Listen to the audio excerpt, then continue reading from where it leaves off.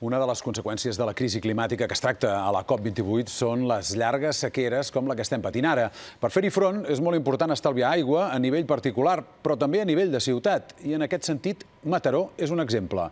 La gestió de l'aigua és municipal i això permet controlar gairebé fins al detall que tota s'aprofita. És el procés de construcció d'un gran dipòsit d'aigua, l'obra de més envergadura de la passada legislatura. Garanteix l'abastament a la zona est de la ciutat i és un dels 15 amb què compta Mataró.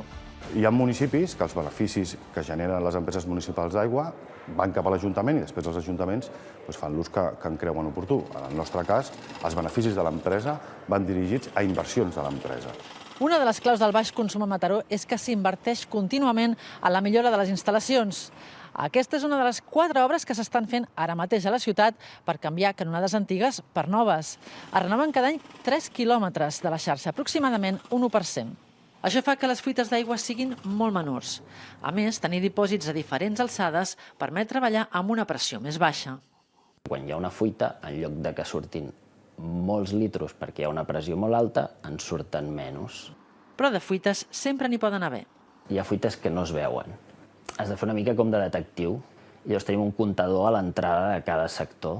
Aquesta és la canonada de sortida del dipòsit i aquest és l'element de comptatge. Ens fixem en les dades que s'enregistren a la nit, mirem si estan dintre els paràmetres o si se'n van i han anat pujant, llavors hem d'actuar.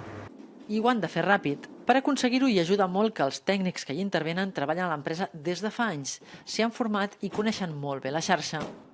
De vegades, però, les fuites passen dins mateix de les cases. Ara la tecnologia permet detectar consums anòmals pràcticament al minut.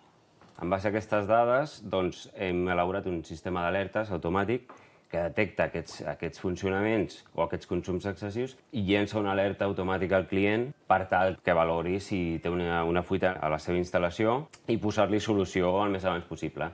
Una suma de mesures que fan que la capital del Maresme sigui la segona gran ciutat catalana amb un consum d'aigua més baix.